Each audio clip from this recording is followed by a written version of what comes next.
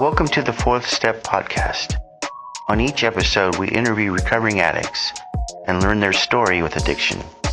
Through exploring personal journeys, we get a glimpse of the depths addicts fall to and their path in recovery. We hope you enjoy the episode. Welcome to the Fourth Step Podcast. I'm Kevin and I'm an addict. And with me is co-host Josh, addict. Hi, Josh. Hi. So this podcast, we're basically thinking about just introducing ourselves as hosts of this podcast and kind of interviewing each other, get to know each other, which we already do, but the audience doesn't. So you probably hear a lot about our story in other episodes, but this one you get to know exactly who we are. So right off the bat, how long you been clean? June 13th, 2020. All right. So you're coming up on 3 years? No, I got 3 years and some change. Math. That's not my thing. That's your thing. Yeah. Yeah. A little over 3.5 years. I count. Yeah. Yeah. So, and how long you been around the 42, program? 42 months. I've been around since November 2016. Yeah. For a while then. Yeah. And you came into the program how? I had participated in some recovery meetings while incarcerated, with a very confused and or ulterior motive at times, it's something. But after release, I was dating this woman that took me to, I came home like on the edge of dying, loaded, and she took me to a meeting, and that was my first meeting out. Where was it? Auburn. Oh, yeah? New Hope. Nice. Yeah. When you say release, what do you mean by that? Just after I got out of prison. I have a minimal amount of experience with recovery while incarcerated, but yeah. You went to prison? Sorry. Wow. You're a convict? Yeah. I've been to prison twice. Yeah. Yeah. Sometimes we need to go to some of those places to learn the lesson. Yeah, I wouldn't change anything. Yeah.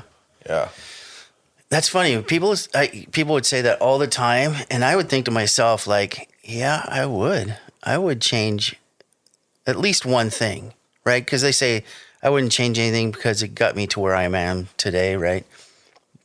I would change the fact that I harmed people. Yeah, I don't. That's just my feelings. Like, I would feel like I wish that I could have gotten here without harming somebody. Sure. I get that. I also know that I couldn't have gotten here without the consequences. Yeah. Yeah. Same thing. Because some of the harm that I've caused to others has in turn, long term, caused harm to me, which created enough pain for me to do more work to get to a deeper understanding of myself and life and perspective and the need to be in recovery. Yeah. Yeah. Bottom line. Just to I get change. That. I guess that would be like a regret for me. It was just harming people. Absolutely. Yeah. And, people have opinions about all of that. Yeah. Like, oh, I don't have any regrets. But yeah. Yeah. Lots of things we can wish we didn't do. Yeah. Yeah.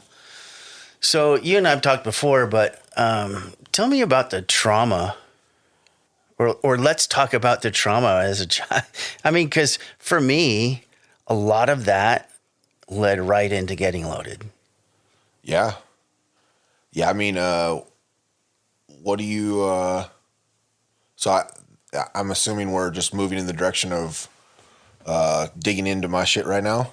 Or ours. Okay. Whatever happens. That sounds good. Feel free to ask me questions too. Yeah, no, I'm all right with it. I'm honestly fucking exhausted, so it's probably better if you just tell me what to say or ask questions. So, Yeah, I mean, like how far back do you want to go? I don't know. I mean, there was a part in your early, story that you had so much shame and guilt that getting loaded seemed like the best option to cover the pain. I mean, it wasn't. I don't know that the shame and the guilt was. I don't know. Shame and guilt was a motivator or a factor for me until like way later, like early. When your addiction kicked off? I mean, more like when I really started causing harm. Like I think. I guess. I mean, shame and guilt. When I think of shame and guilt, in reference to using, I'm tying it directly to my actions that caused me to have shame and guilt towards myself, which led me to attempt to change the way I feel because I couldn't deal with it. But there are I mean, obviously things that caused me to seek a source of changing the way I feel at a young age, and like not feeling wanted, not feeling good enough, not feeling loved, not feeling like I fit anywhere, no self-confidence. If you talk to people in my generation, like some like hands-on disciplinary stuff as a child was like a very common thing, but no buts really, just like that scenario in my household or in my family's household for me as a kid was whatever that might have looked like at any given time was pretty traumatic, Mm-hmm. And I think about that for me as well. I mean, very violent growing up. yeah. And when I say violent, I don't mean like my dad coming home drunk and beating everybody. I'm talking about me, myself getting in trouble and getting like corporal punishment. Sure, yeah. Yeah, absolutely, yeah. Just disciplinary too. Yeah. There have been times where my dad came home and he'd been gone for the week for work, and he would come home and I'd been getting into it with my mom verbally and physically all week, like household items and whatever she could get her hands on when she'd get too mad, and then hit you with them? Yeah. Like a hairbrush or phones, wooden spoons, fucking spoons, yeah, books, whatever. And as I got older, it got worse because I started like she would do that kind of stuff, and I would smile. I would smile, and it had no effect on me other than every once in a while. Like one time, I remember specifically, and I want to clarify real quick. Like I today.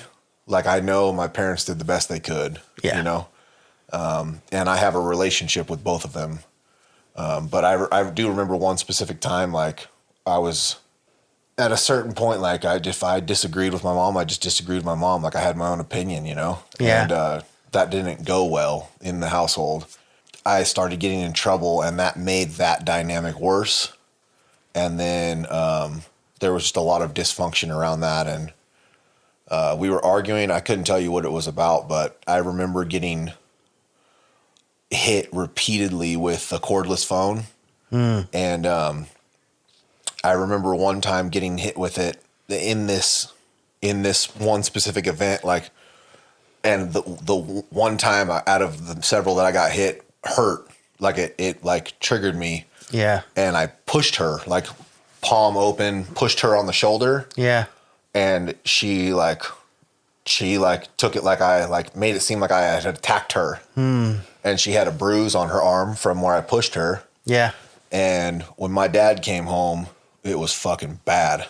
Like it was bad. The door opened, and at this point, like I knew like dad's coming home at the end of the week. I'm just going to get it out of the way. So I like met him in the entryway because otherwise I'm just going to run away, Yeah. And so Did your mom ever go like wait till your dad gets home? Oh yeah, all the time. Yeah, it was me too. Constant fear, constant like all the time fear, like and it was every week.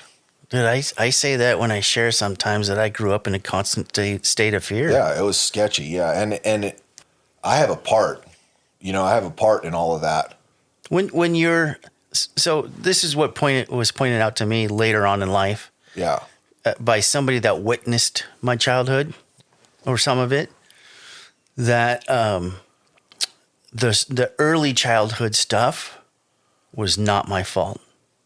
Like teenage years, I was making decisions start on my making own. choices, yeah. But that early childhood stuff where I was like labeled as the problem child, and my two older brothers had a very different childhood than I did. I was beat regularly, either by the brothers or my stepmom or my dad. So I was always physically getting hurt. But as soon as I hit teenager and my brothers had left the house, I remember just like you, one time my stepmom went to go hit me. She actually hit me for some reason, and I found myself with my fist cocked back, ready to slug her. And I didn't, but I think that was the last time she ever hit me. Well, that's good. Well, didn't stop my dad from beating me. Yeah. So that was still there. I agree with you. The farther back I go in memory, the more it turns from like active trauma to more like passive trauma.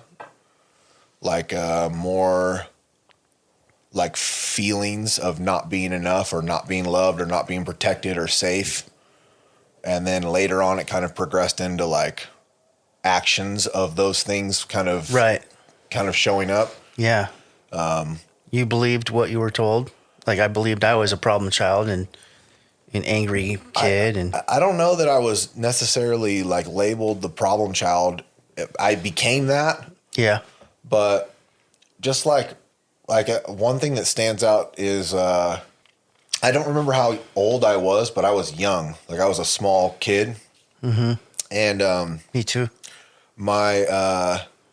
You were a small kid too at some point? Yeah. At some point, my entire life. Still currently. You're a fucking mountain right now. How'd you get so big? Yeah. You just grew into it. Yeah, life, yeah. For people that don't know, Josh is like 6'12" or some bullshit. He towers over me. 6'12", that's 7 feet. Yeah, but you don't do math though, no so math it's okay. For me. Yeah. Sadie told me the other day, she's like, I put a quarter cup and a half of a cup.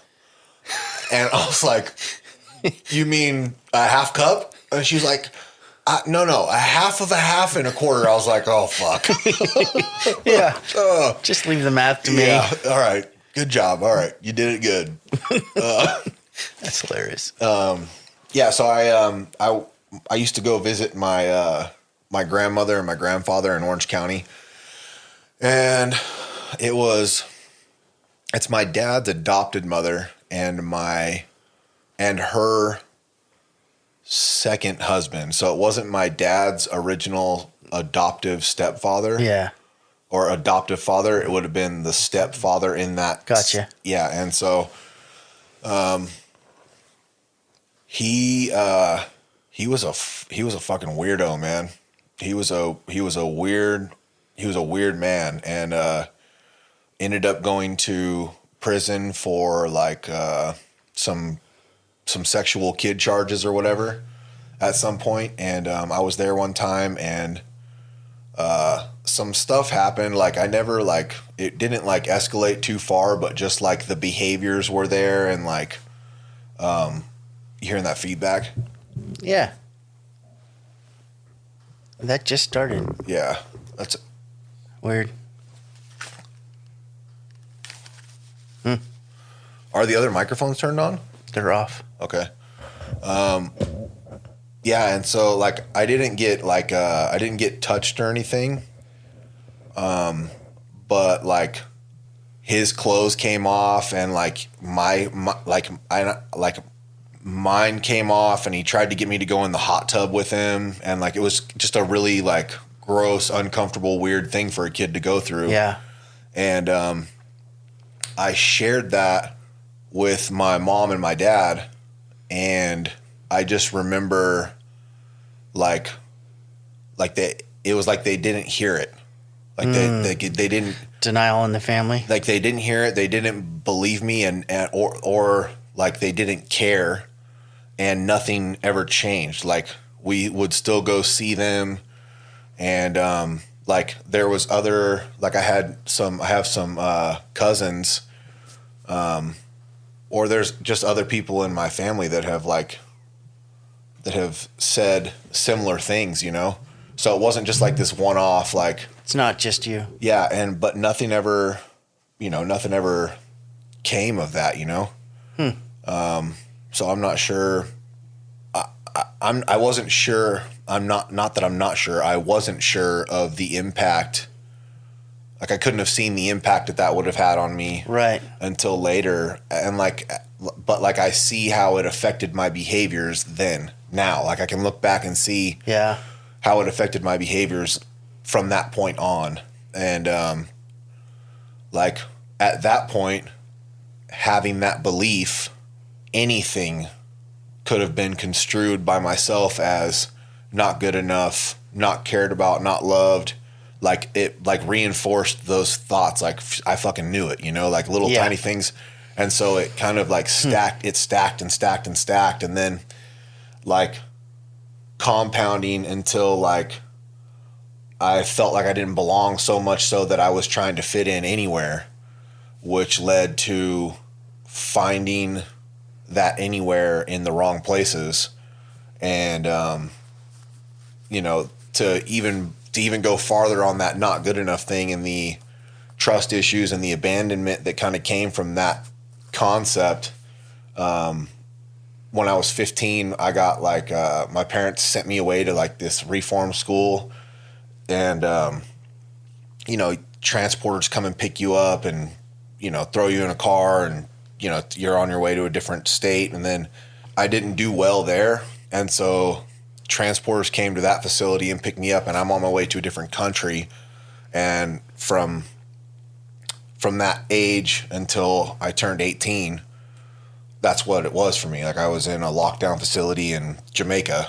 And so basically it was just like all of those feelings just got really, really fucking confirmed, like in my head. Yeah. And then like my whole life just started shifting in the wrong direction. Not necessarily wrong, but just I guess in the direction that it went, you know? Yeah. And trying to become something because I didn't know what I fucking didn't know, you know? Mm-hmm.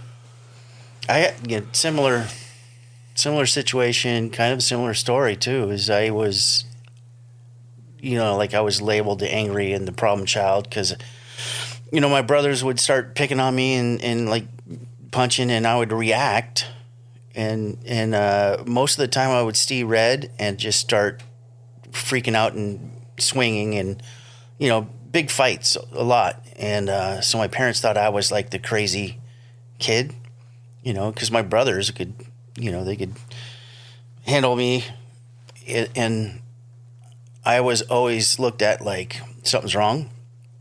So they sent me to a, you know, child psychologist at 9 years old, something like that. And this guy had me take my clothes off when it was just him and I, and he touched me.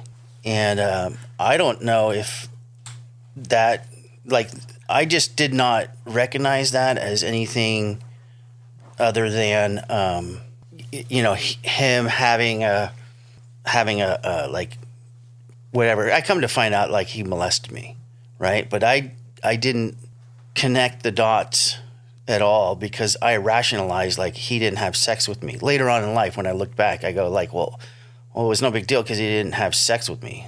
So I didn't even recognize it as molesting until I did therapy, you know, and I heard somebody in the program talk about their story with something like that, with a man touching them out of season.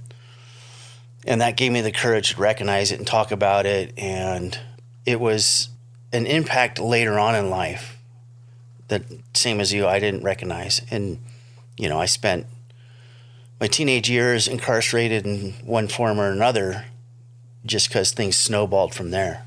So, yeah, I mean, juvenile hall, multiple group homes, rehabs, emancipation homes, and then turned 18 while I was in rehab and, stayed clean for like a year and a half. And then, when I was introduced to the program, I was in rehab and got out 10 months later.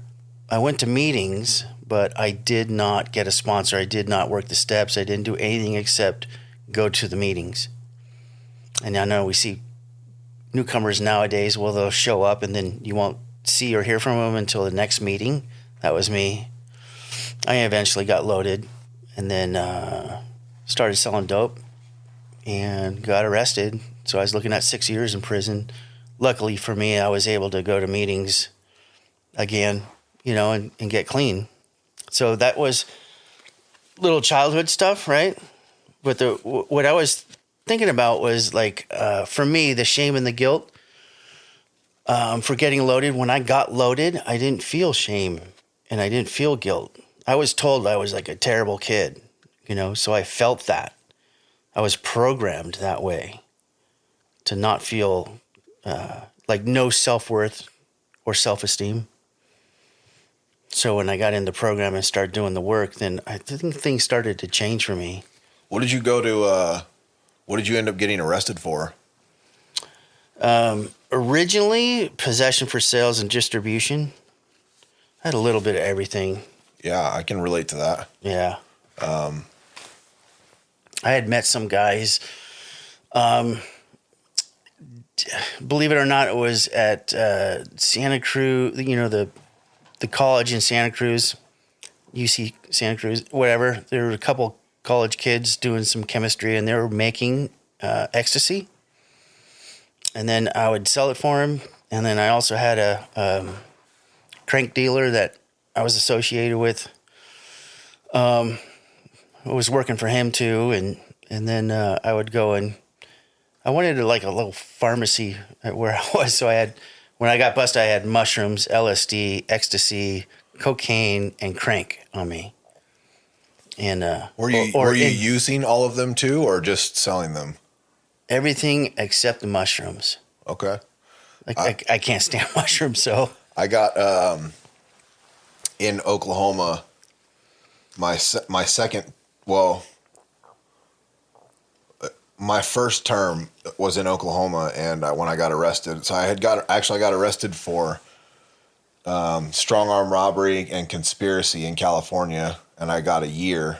I got a year with a suspended sentence because it was my first ever charges, and so I did 1 year, and then I had a 5-year suspended sentence, and I fled state because I started getting my disease progressed or whatever. yeah. I fled state, and when I got arrested in Oklahoma, I had 3 different types and or colors of crank, cocaine, heroin, ecstasy, weed, and a bunch of money and a pistol. And I was doing them all. The only thing I was selling was weed. Everything else was like my own personal dealer. Yeah, my own personal pharmacy. Yeah. Yeah. I had different colors in different bags because they did different, like it felt a little bit different. This one I would shoot, this one I would snort, this one I would smoke, and I'd do them all at the same time and get fucking weird, You never heard don't do your own stash. Well, I mean, I was intentionally I wasn't selling any of those things. Yeah. I literally had them for use. Wow, that's a lot. Yeah. Yeah. That was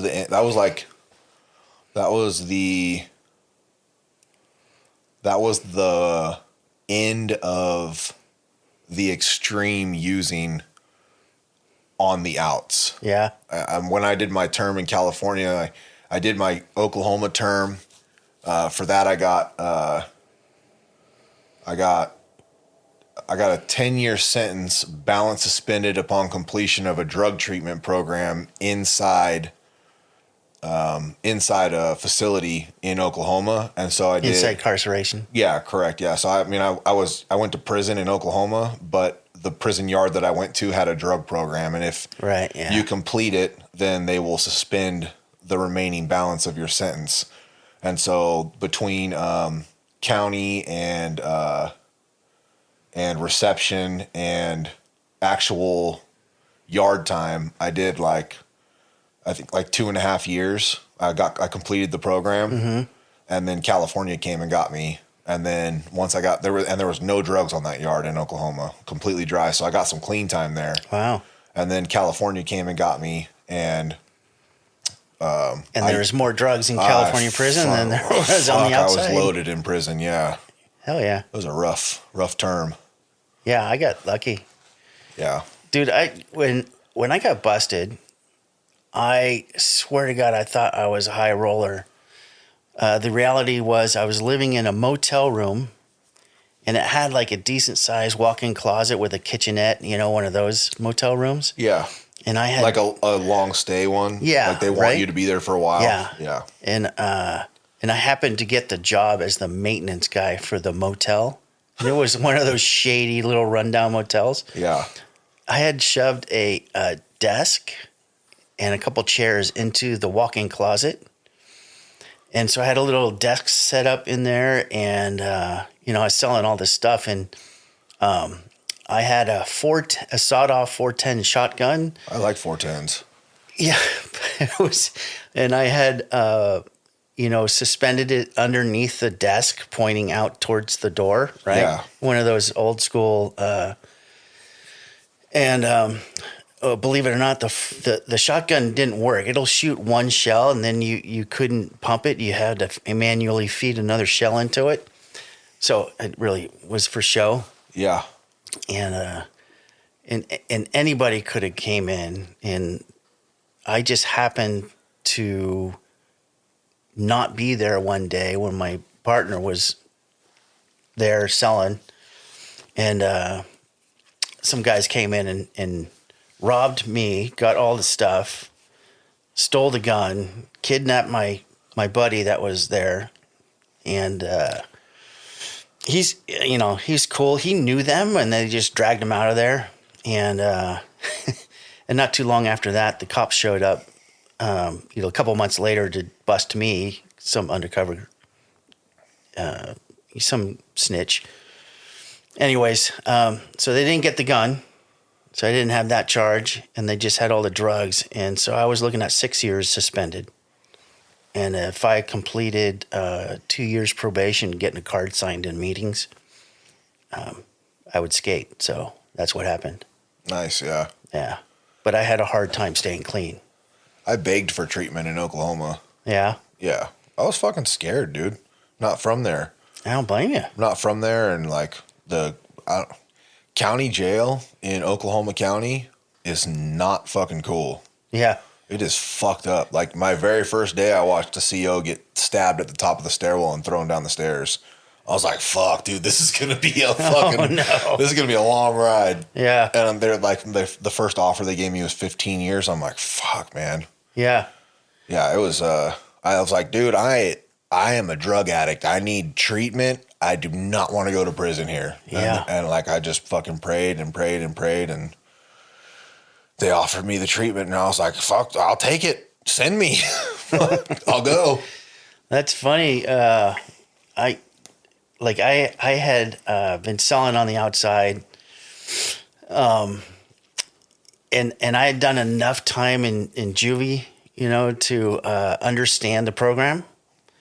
And but when I was selling, my next door neighbor was black, and he was like a really cool dude. He'd hang out, get loaded, whatever. So a time later, I'm in county jail, and he's a trustee, and so I'm going down the line, and he says, "Hey, Kevin," and I like say hi to him and shake his hand, and like, "Man, it's good to see you." And then I go sit down with the homeboys, and they're like, "Hey, you can't talk to him."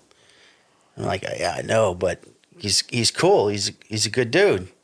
And no, you can't talk to him. And then I knew right away, like, this is gonna be really hard because I'm not wired that way. And so I had a program, and I didn't like it.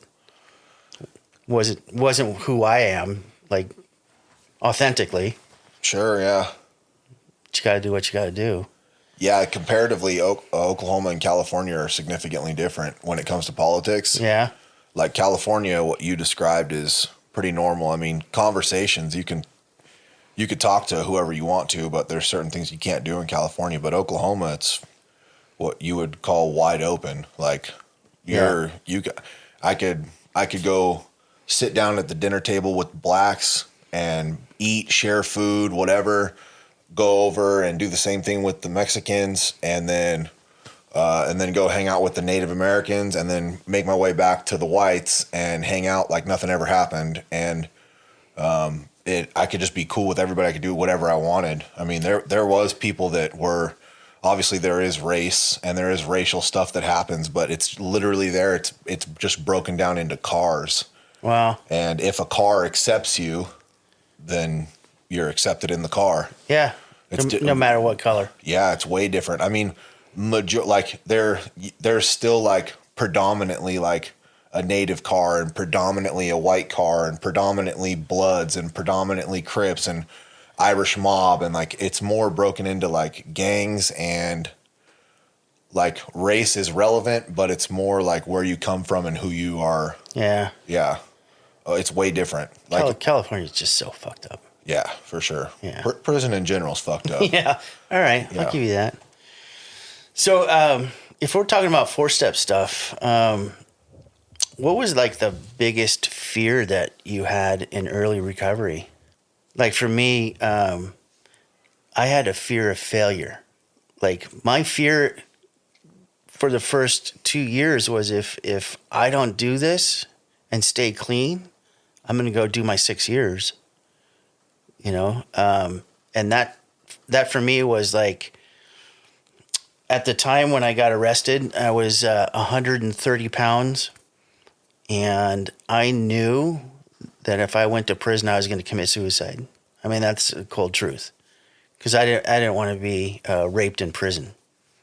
So I was prepared to take my life. So I definitely needed to stay clean that first 2 years. So I had a fear of failure, a fear of getting loaded. So I kind of jumped right in. I think mine was, I wasn't sure what to expect out of doing this episode of the podcast. Yeah.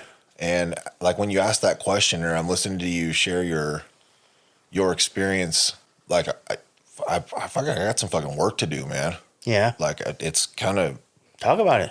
Yeah. I mean, it's not necessarily in regards to this specific question, but it just kind of is a reminder of like it works. Like digging and like looking at the stuff, like looking at stuff like it fucking works. What did it bring up for you? Well, it made me think. It made me process and try to find out what I feel and what resonates with me around the idea of like my fear in early recovery. And then it reminded me of the process of like step work and actually like consistently participating in that and the results that it gave me, you know? That's cool. But the biggest fear that I have or had in early recovery was probably just the same one from childhood. Like, I don't belong anywhere. I'm not good enough. Piece of shit. Like, not a good person. I remember going to drop my first step at my first sponsor's house, and I knock on the door. And like I didn't have friends at this point. I'm pretty fresh out of prison still. Like I only got a sponsor because I was worried about maintaining the relationship with the woman that had brought me to that meeting, which I got loaded with her. It was a dysfunctional, unhealthy, chaotic relationship. Whatever gets you here, dude. 100%. Yeah, I am forever grateful. But I showed up at his house. And I just remember being like, what the fuck am I doing here? Like, no life skills, no understanding. Like, why the fuck am I here? Yeah. And I knock on the door, and his young daughter answers the door and was like, hi, all bubbly and shit. And I was like, oh, wow. Because although I was a dirtbag and a drug addict, mm-hmm. Like if I went to somebody's house inactive using and they had kids there, I would leave. Or if I was around and they were using or doing the things that we participate in as active users. You mean the adult or adults? Yeah. In front of the kids and around the kids. Yeah. That was a problem for me. Right. Like it didn't sit, like I have a heart. But I also knew that I had consciously made the decision to participate in this lifestyle and these activities that aren't okay. And I also get the choice to decide whether or not I'm going to do that around small people, like little kids. And it was just a thing that That's like heavy. I had ingrained in myself, and I didn't do it. And it created issues for me. There were times where like I had built relationships with people and their kids, you know, for whatever reason, something like they are my people, you know? Yeah. And, it had like physical altercations had taken place over that kind of stuff because I would show up and there'd be a fucking rig on the table and the kid would be in the living room or whatever. And I've gotten violent over that before, you know? So you have a conscience. I do. Yeah. But by having that, ingraining that in myself, when the kid answered the door and not having any experience in life outside of active using. Yeah. I was like, oh, what the fuck? And she's like, hey, all bubbly and shit. And I was like, is your dad here? And she was like, yeah. And then another kid popped his head around the corner. I was like, oh, fuck. and then my sponsor came out and he's like, oh, come on in. I'm like, and he's like, what's wrong? I'm like, I don't know. Can I talk to you outside? And he was like, sure. And he came out and I was like, are you sure? Like, it's okay to be here right now. And he was like, yeah, why? I'm like, well, your kids are here. Like I'm such a piece of shit and I'm clean. Oh my God. I'm clean. I don't have anything on me. Like I'm not, you know what I mean? And, like, I just remember like that was a process, you know? That's crazy. I felt that. That's how I felt about myself. Yeah. Like I had like trained myself to know like I'm not a good person, and like but I had somehow held on to like that part of me that was like I don't want to be responsible for that kid following the same footsteps as me. Yeah. This is a choice that I've made, but I don't want to be responsible for that, you know? And so like it was just this weird, but like I viewed myself very poorly, and I felt not good enough. So never gonna fit in anywhere. Nobody's ever gonna understand shame and me. Guilt? Sure, yeah. Throw that on shame there. and guilt, and then just that childhood stuff too. Yeah, absolutely, same thing. Yeah, I totally relate to that. I think that's the biggest fear, and that shit still shows up, man. Yeah, it still shows up all the time. It's not heavy, but it'll poke its head around the corner in the back recesses of my mind and be like, "Hey, remember me, motherfucker?" And you know, try to throw some fucking confusion into my life. Yeah. That's low self-esteem. Yeah, abandonment issues, trust issues, self-worth. Yeah, lack of self-worth. Yep. So, I got clean August 10th, 1986. So it's been 37 years. I have very much looked back in my entire recovery, and I could tell like first 5 years was like solid step working groups every week, full on in the program, full on.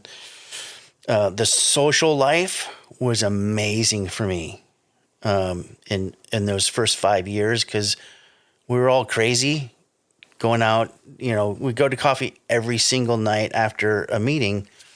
And then 5 to 10 years, things started to mellow out, like work and all that stuff. And then I was in service.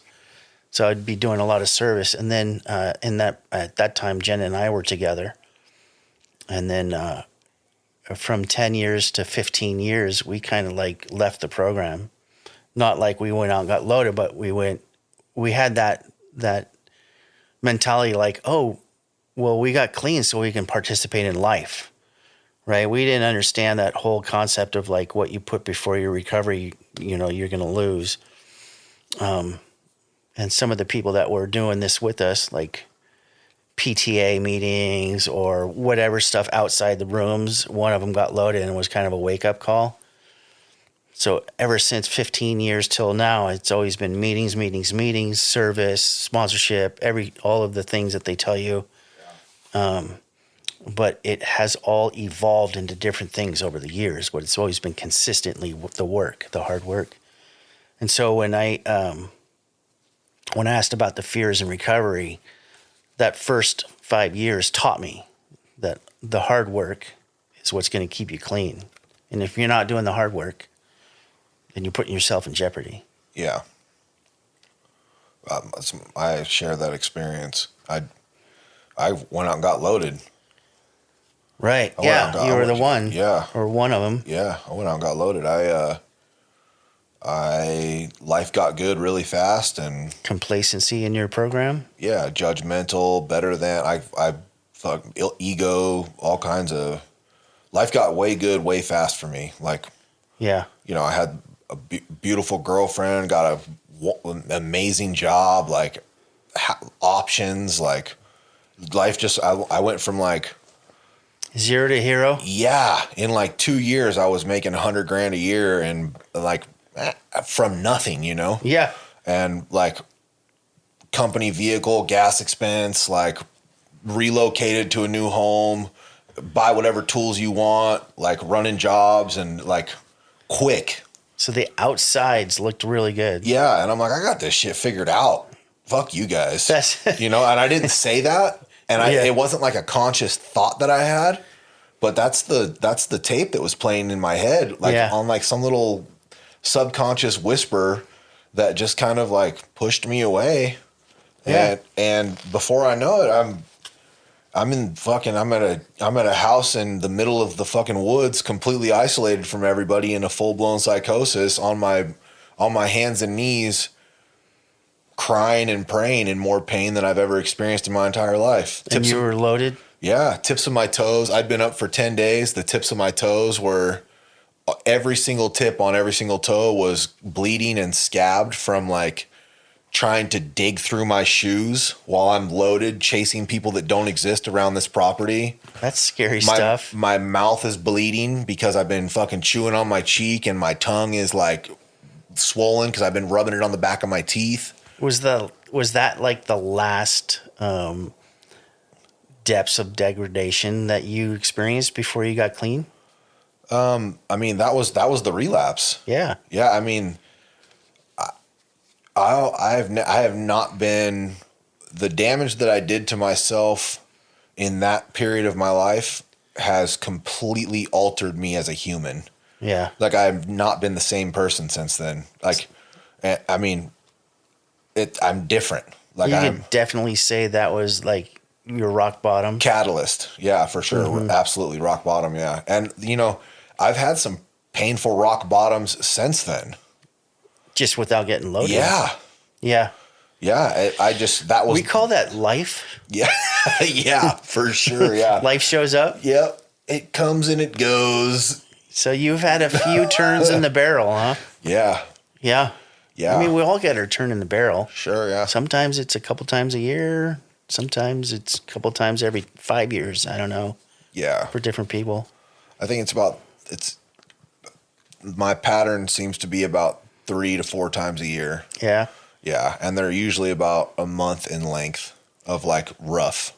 Yeah. And then I kind of like, oh, fuck, okay, I can breathe again. And then it repeats itself. I get out and go, whew, and then I start fucking sinking again. I'm like, fucking going straight back to I think the more you stay clean, the less, the longer it is in between the those. frequency. Sure, yeah. Because I get Well, I don't necessarily know that it's the clean time. It's the work. the recovery. Yeah. Absolutely agree with you 100%. Yeah. Yeah, because I believe that the span of time between lows was greater prior, like when I was doing more work. Yeah. And like in the last 2 years, my professional work has been so, I've created so much pressure on myself in that area that all other areas of my life has suffered. Your program. Yeah. And so that span has become closer again. Yeah. And so like it goes from like pain to pain pretty quickly. So, I mean, and that's why I'm saying like that, the thinking of like feeling like I'm working a 4-step right now, you know, it triggers the concept in my head of like, I got shit to do. Some work to do. I've been on a 9th step for what, 6 months? And I've written, and I'm the only person on my amends list. Just me. That's it. Well, I'm sure since you started that, there might be a couple people you can add. Yeah, if I go back and work 8 again. Yeah. Yeah, I mean, I could add them. I could add them on. Yeah. You know, 10 step, you always take care of that right away anyways. Yeah, I mean, I try. I think I don't want to assume the responsibility of having to make changes in my life right now because of all the pressure that I've created. Wow. And I know that in making an amends to myself, like there are things that I've done to already start amending the behaviors and the way that I've treated myself with work. Yeah. However, like taking a deep dive and look at it, like will require me to not have plausible deniability in the areas that I need to make change. And instead of like, I don't even want to look at it. Like, I know it's there and I'm just like, I just fucking stiff arm it down. Like, I don't want to fucking. Right now you're not willing to do the work? Yes, that's the simple answer. Yes. Yeah. I'm trying to find it, you know, the willingness. Yeah. I'm trying to find it. And I feel like I keep getting closer. Like I'm getting more and more there. And as I bounce back from the exhaustion that I've created in my life, and I start to feel a little more stable and balanced, I think I get closer. Yeah, for me... Could all be excuses. Yeah, no. Because it's not hard to write. It really isn't, dude. It's not hard to write, and it's not hard to get into action either, especially when it's going to positively benefit me spiritually more than anything. Yeah. And you know the result, too. You're going to feel better. Yeah, for sure. I think for me, like the writing hang up is actually, and I relate to that, like once it's out in the open, once you put light on it, you're going to have to do work around it. Sure, yeah. So I get that. There's an element about doing the work and being consistent that makes me feel good. But I'm also very easily distracted. Like so ADHD that like I can bring my step work out, put it on the table next to where I sit and say, I'm going to do this. And then next thing you know, I'm like out cleaning camera equipment or something, you know? Yeah. Like anything is able to distract me and I let it. So I don't know where that's from, but I will set a date and I can get it done. That's what works for me. I need to do something, man. Fuck. I would really like to get into traditions again. I'd really like to do some tradition work again. Like I'm motivated by more than anything, more than my pain, more than anything. Yeah. I'm motivated by the desire to get into the traditions again. Yeah. So like, but I also like, I know for me personally that I need to finish this round of steps before I dig into them heavily again. The area that I've settled into recently, like I see a strong lack of the implementation of the traditions into the fellowship. Service? Yeah. Like in regards to service specifically. Yeah. And not that I'm going to make all the change in the world or whatever, but like just to be able to have a fresh again, like go back through that process again to like have a fresh sense of where, at least where I can stand in regards to principles, traditions in service in that area and offer help wherever I can, you know? Yeah. Yeah. Yeah. I totally get it. I actually, Like I can see the dysfunction and recognize it, but because I haven't touched it in so long, like I'm like, but what am I gonna do? Like I don't feel like I have a connection to that process right now. It's not fresh for me. yeah, Like I just can see it and feel it, you know. But I'm like, this is wrong, but I don't know. a solution. Yeah, I don't have. I can't Yeah. like pull from like this fresh, like invigorated like source of like, no, let's do that. Like, what about this? Like, what do Yeah, you I guys get think it. about this? Can we try this? Yeah, yeah. I'm Yeah. just like, that's wrong. I don't like it. You can't say like this feels wrong. I do where I need to, you know. Yeah, And I good. try, and I started I helped facilitate a meeting up there, and I've also participated in helping bring back already pre-existing meetings and bring them to life, and Like refresh your area. yeah, I'm participating for sure where I Yeah. can. Like I show up, but you know, it would be nice to. Have a working knowledge of the tradition, so you do have a solution.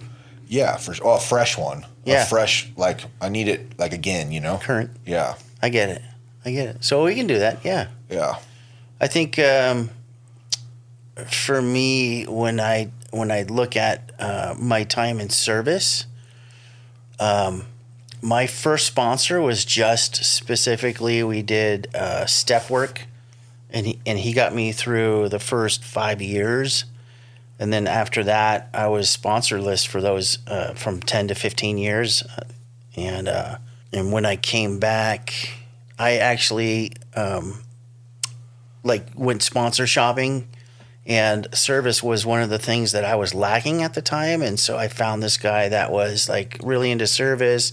He would talk at meetings about traditions. this is pre-Steve then? This Yeah. would be Dan? No, Dan was at the very beginning. Okay. He was the first 5 years. We did like a shit ton of in my early recovery, everybody was having step working groups. You know, like 5 to 8 guys would get together like every week, and they would write steps or talk about them, or we'd write them at home and come back and read them to each other or something. And we did that for years. And then at like 15 plus years, I started doing that again with some people, and I was looking for a sponsor. And this guy, Irish James, who's since passed, he sponsored me for a few years, and we did like a full set of steps. And then he taught me about like service work, and that made it really important for me to understand traditions, Yeah. because I've seen like a lot of, since then, having the knowledge like you were talking about, I've seen like a lot of mistakes. Yeah. And he taught me like confrontation about the traditions being broken doesn't solve it. Right. Right? If we were able to bring in information, that's the key thing for me that I learned is in like the traditions and service. I can give you the information. You can choose to do whatever you want with it, right? If I'm not confronting you, I'm not escalating an argument. I don't know. That's just something I learned in that cycle. That's a pretty important part of how I interact with people today in service. I mean, I can say that my ability to interact with people in society, in the fellowship, through service, through everything shifted when on that first round of traditions. Yeah.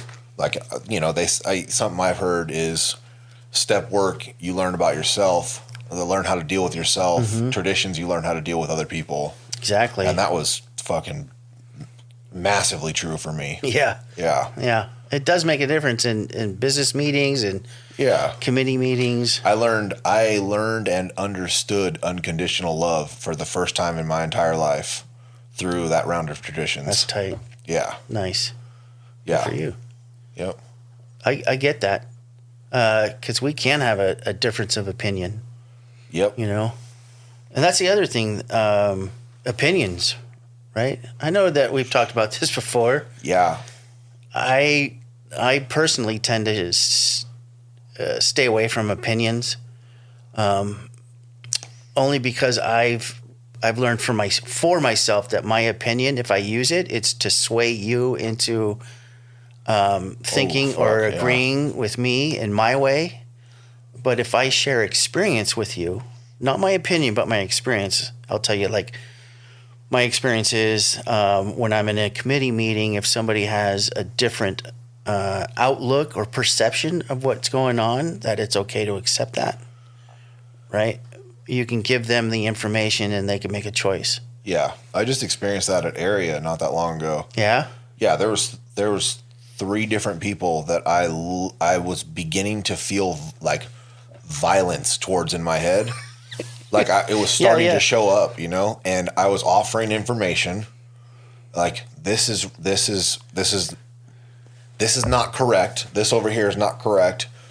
This is the information, and then it was like just continuing in the wrong direction, and I'm like, this is fucking crazy. And like full circle, like I feel that way in the Area meeting. And, you know, whatever happens as far as, you know, voting and changing. There was a changing of guidelines, and things were shifting in a way that doesn't line up with how the service structure for Narcotics Anonymous is put together. It was turning from the service board and committee dictating instead of serving. Yeah. And it was making me very uncomfortable. Like like they were talking about taking things away from the group, not being like, we don't want to take things back to the groups. And if you guys want to do this, the service committee needs to, we're going to vote on it here and decide what we're going to do. Like it was shifting in the exact opposite direction that it's designed to work, you know? Yeah. And I was like it felt so wrong. And I was so conflicted, and I was like, and so I ended up leaving even early from that meeting before all the old business and all the open format stuff open forum stuff was dealt with. I took off. I was like, I couldn't handle it. And then I saw each of those people on an individual basis in different meetings, and nothing but love for them internally. Yeah, that's like I wasn't. awesome. I'm not mad. Like I know all of them are great people. Like, and they have the best intentions. I strongly disagreed with them. I hated what they were doing. I felt violent towards them at that time. Yeah, but I love them.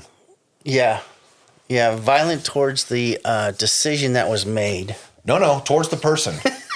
I was trying to help you out here. No. I felt I didn't exercise it. No. It's a thought in my head. Yeah. No, I literally was upset to the point where it's like, and that's my shit. That's Josh's shit. Yeah. There's some dysfunction going on in my world right now that could like really, really escalate what could be a simple level of upset to like, fuck this motherfucker. Yeah. Fuck like this. a simple. I strongly disagree with what you guys are doing, and I believe it goes against the service structure and how it's made up. And I would strongly recommend you guys reconsider this because it's detrimental and causing harm to the fellowship. That's really close to what came out of my mouth. That's awesome. Yeah, but in my head. Yeah. No, dude. Yeah. I think we had this conversation before. I've like killed so many people in my head. Yeah, for sure. Yeah. But on the outside, I hugged them. It doesn't get to that point very much for me anymore. Like where I think that way. Yeah. Well, that's good. That's progress. Yeah, but when it does, though, it stands out. You know? Yeah. So I was thinking, we were talking about fear when we first got here. What about fear in a relationship? Like relationships are like romantic or whatever. Period. You want to talk romantic? You want to talk friendship? Just trust issues, man. Yeah. For me, it's just trust issues. Like that's the main thing. Is like, and it's gotten so much better. Like I have so many close, unquestionable relationships in my life that it makes me uncomfortable. Like it's just too much sometimes. You know. Why would you say that? It's overwhelming. Is it? It's overwhelming to trust people? No. The level, like the amount of the relationships that I have trust in, is a lot. Like it's overwhelming. Like interesting. I don't always have the time to participate in them. Yeah. And so like that's a thing that I struggle with is like not being able to show up everywhere. especially in the state that I've been in recently. Yeah. So it's just a lot. It feels very heavy. I've been in your shoes before, Yeah. and I can absolutely relate. And what I have found is that I don't have to. No, you don't. And the real relationships, they're going to be there no matter what. Yeah. And they are, but it's what I do to myself in that second where I'm like, somebody calls me, or like I run into them in passing, and I can tell that there's some kind of feeling because they texted me and I never even responded to a text or Right. Yeah, whatever. yeah. But I unquestionably trust and love this person. Yeah. And like, you know, it's just there's so many people in my life and I've gotten to a spot where I can trust people, and I love a lot of people, and a lot of people love me, and there's a lot of feelings involved in all that, and it's just it's a lot, you know? It is. Yeah. I have a couple of people in my life that, like my friend Lori. I've known her my entire recovery, and we can go months or whatever without seeing or talking. You know, we stay in contact and text and everything, and but she could show up here right now and it'd be like we were hanging out for the last 37 years. Yeah. She's just ride or die. She's my sister. Yeah. Nothing ever's going to change that. Family. I mean, we have rough times, right? Family. Yeah. Yeah. So fear of relationship or fears concerning relationships for me, I had that same issue about trust. And that made me reflect on the first person I had to trust when I got clean was a sponsor.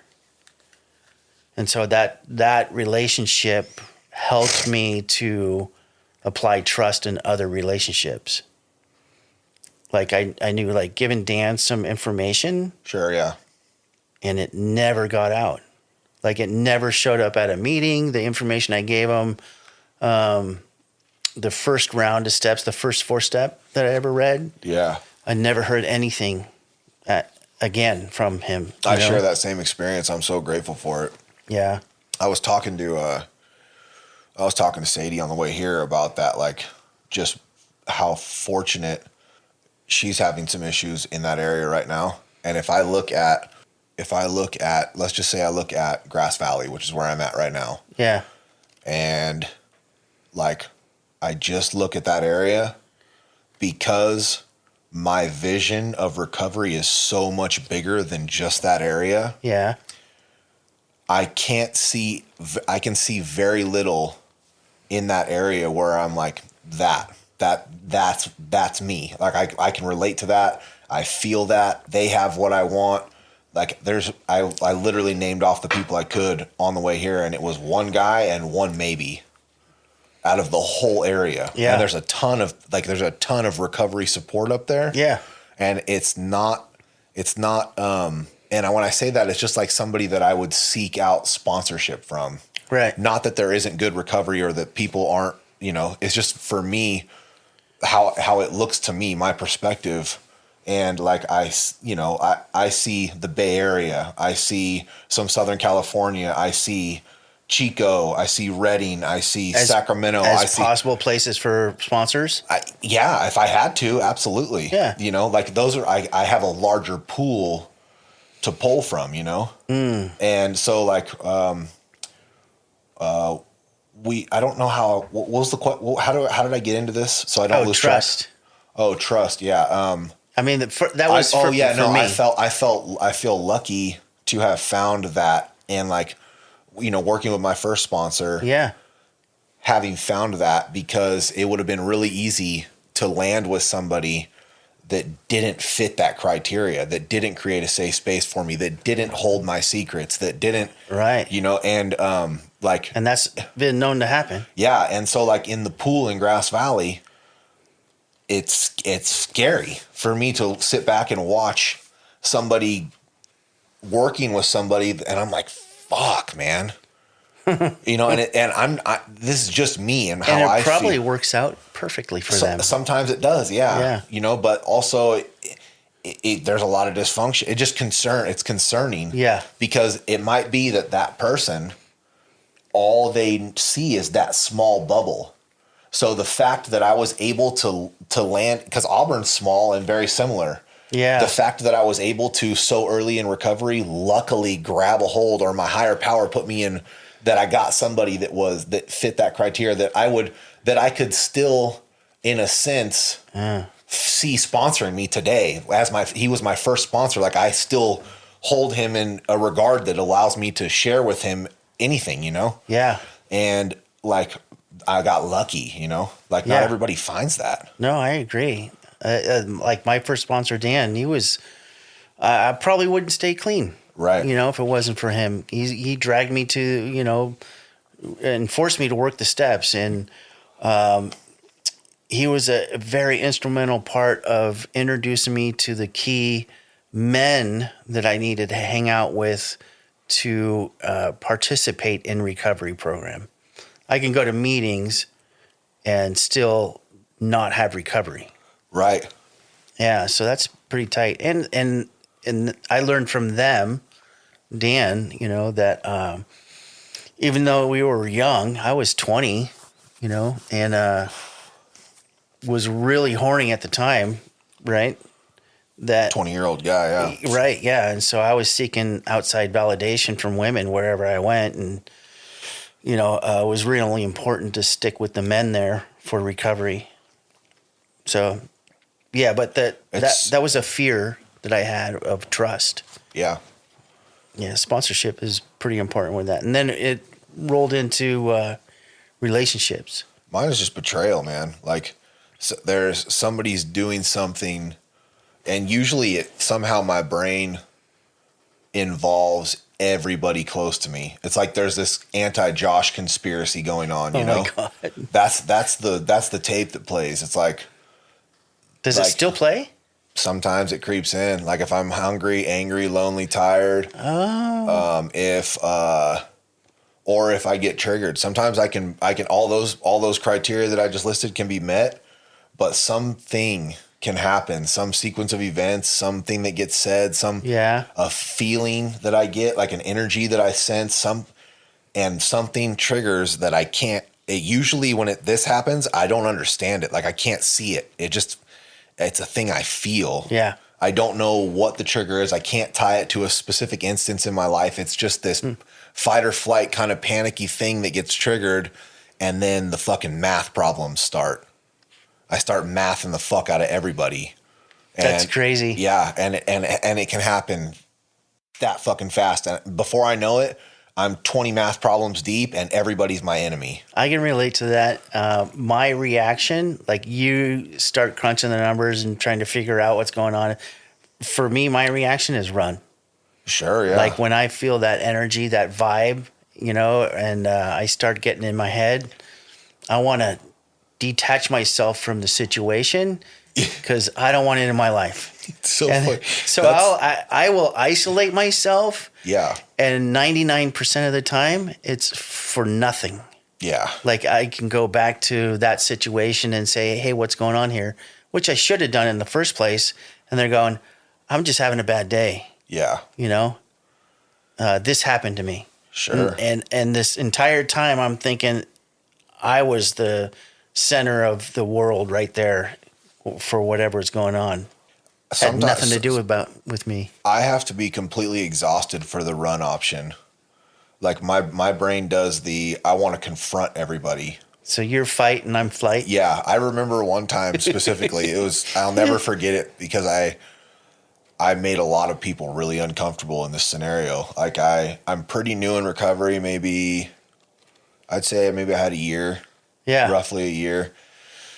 And I just started dating this woman, and like I had love quickly, and it was so uncomfortable. It wasn't very dysfunctional at the time. Like, it was still relatively healthy, but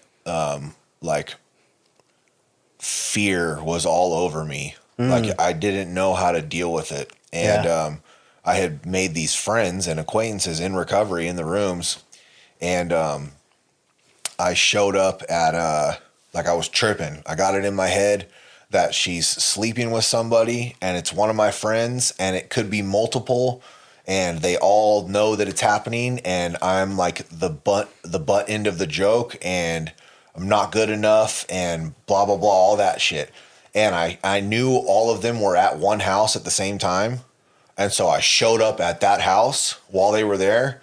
And I walked in and I was like, I think she's sleeping with somebody, and I think it's one of you motherfuckers. And like pushed up on the whole house. And there was like 5 or 6 guys in there. And all of them were like, oh, fuck, except for one. And he started laughing hysterically. He's like, get the fuck, Josh, what the fuck, dude? And he got up. He's like, stop it, dude. Fucking stop. And I'm like, I'm fucking serious. Like, and like, it was a bad situation. You were ready to go toe to toe? Oh, all of them. Yeah, for sure. Like, I'll take on all you motherfuckers. Yeah. And because at least then I get it out of the way, you know? Yeah. That was, and that's hilarious. I feel like there's been a lot of situations where like I had to like, it was either like I'm going to die or I have to face this, like literal situations in my life, in prison, on the street. Like I can either run from this, but that's going to end bad still, or I can confront it and face it, and it might be bad. So there's more chance over here. And so like I just ingrained into my head, like when there's an issue like that, go, like head straight into it. And, I think we had this conversation a lot over the last few years, but we tend to put a lot of energy into a situation that we project that is absolutely either not true or never happened, or we're making shit up in our head, and we misperceive what's going on. I just need you to do the dishes more, Kevin. Yeah, that's a good story. Yeah. So I was, I think I had like in between the 10 and 15 year mark, Jen and I are married and we're living together, and, you know, we're raising kids and dog and stuff, and living life, but not participating in program. And she says to me in the morning, right before we go off our ways to go to work, and she says, yeah, we need to have a conversation. We need to talk.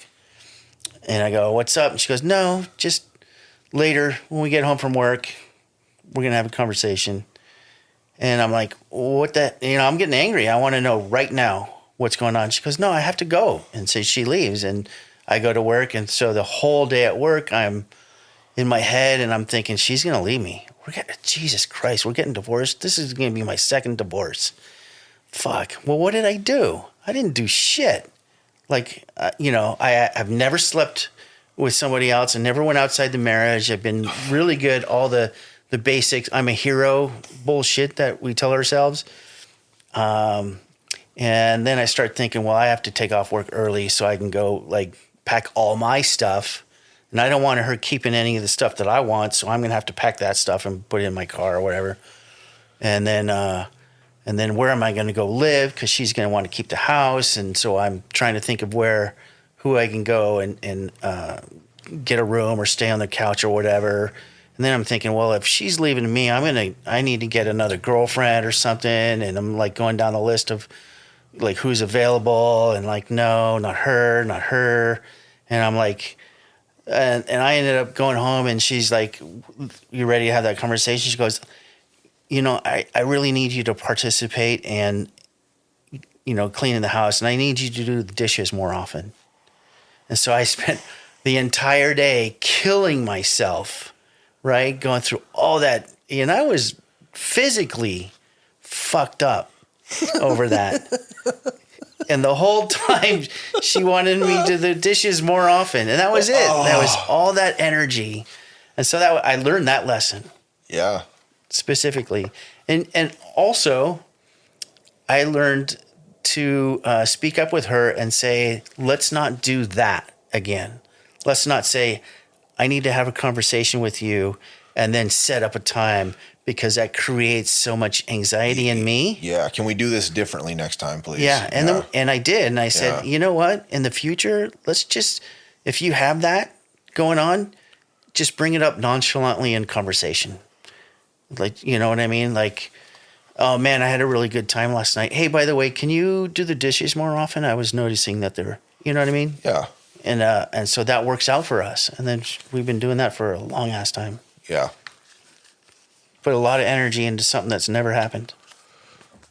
Yeah, I'm real good at that. Mm-hmm. Well, I think we all are.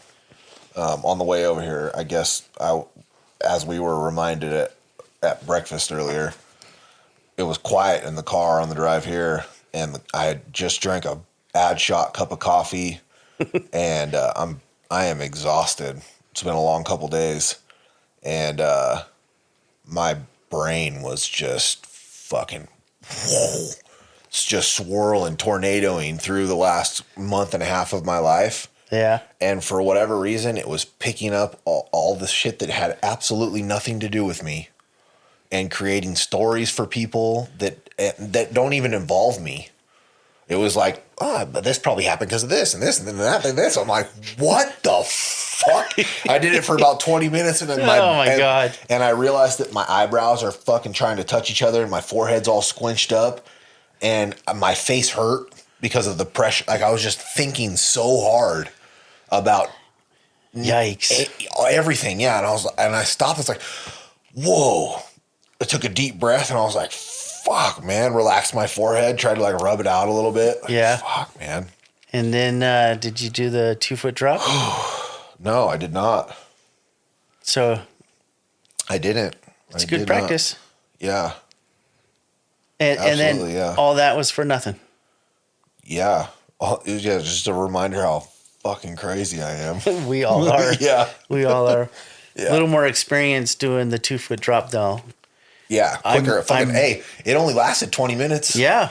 That's pretty good. Yeah. I've been working with you for a while, and there was times where it was like a week. Yeah.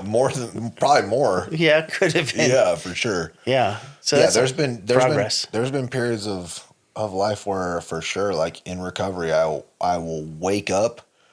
The turmoil in my mind will wake me up for weeks, like the same fucking thing on repeat. Yeah. Weeks. It's interesting you talk about that, and I've been in your shoes, and I've had those situations, and the outcome for me is that I've learned over the years the process that where like I need to step away from whatever that is going on. Yeah. You know, like the situation, if it's Jen and I, and there is something going on there, and I'm projecting in my head what's up, I need to step away to have time to process. 100%. Yes. And then when I step away, I'm able to do the 2-foot drop and go, oh, she's not out to get me. Yeah. In fact, whatever's going on probably has nothing to do with me. Yeah. Or if it is me, then I can go to her and go, you know what? It's just me. I had this situation with somebody, and it made me feel uncomfortable, and I didn't process that correctly with you. Yeah. That I think what's a good thing to isolate in that process that I've learned from you is like stepping away. Yeah. There's more to the stepping away for me.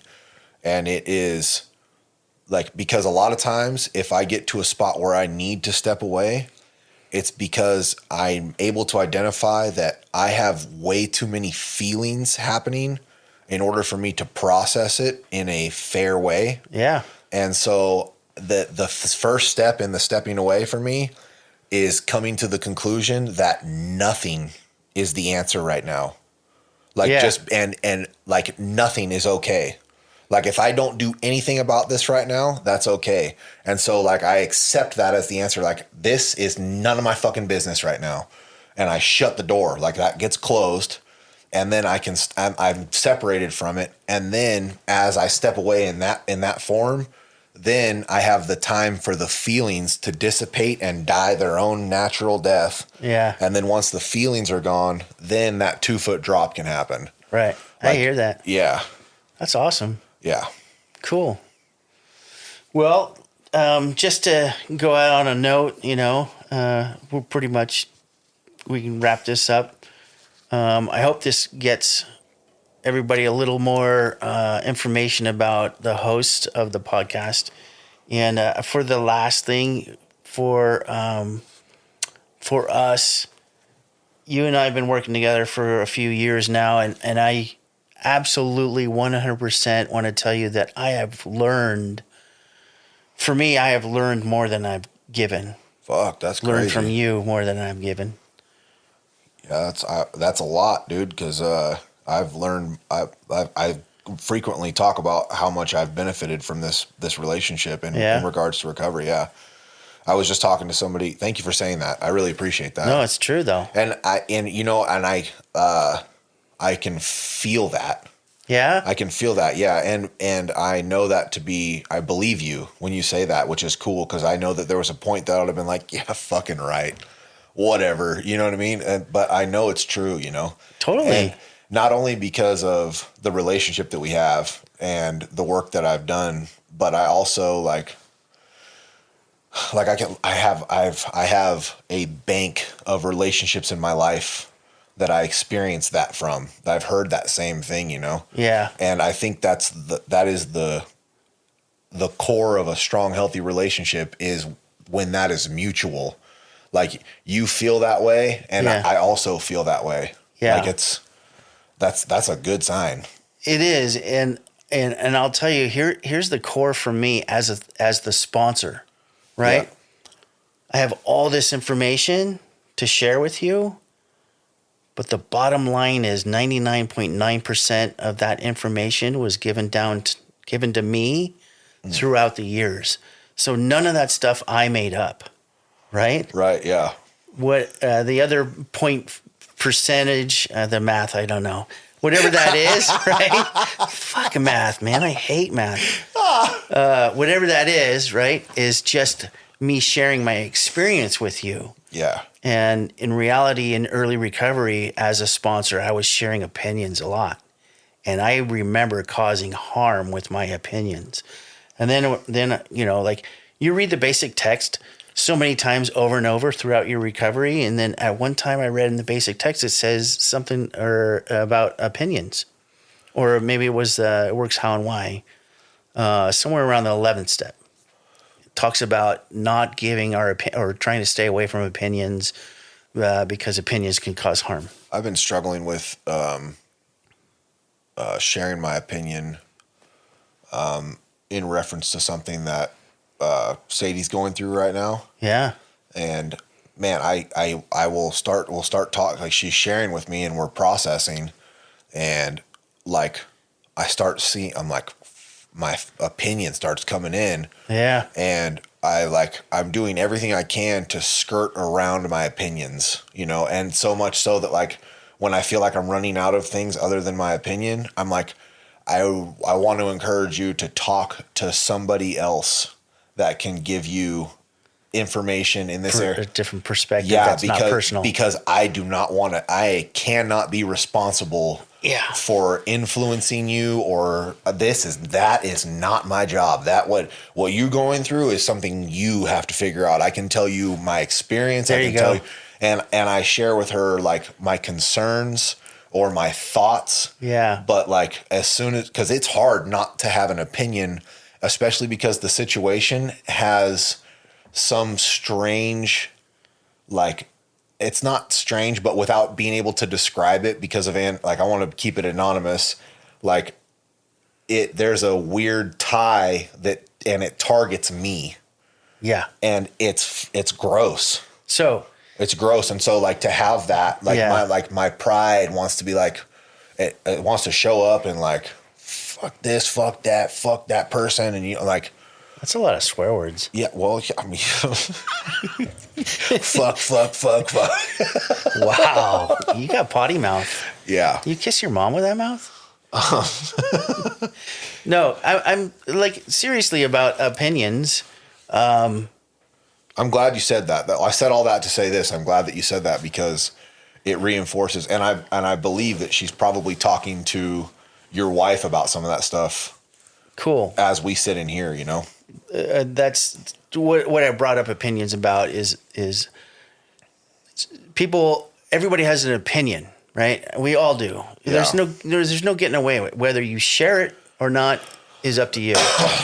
And just be mindful of if it causes harm, your opinion causes harm because you have ulterior motives for giving your opinion. Yeah. But what a lot of people have said is, well, I've based my opinion on some experiences I have.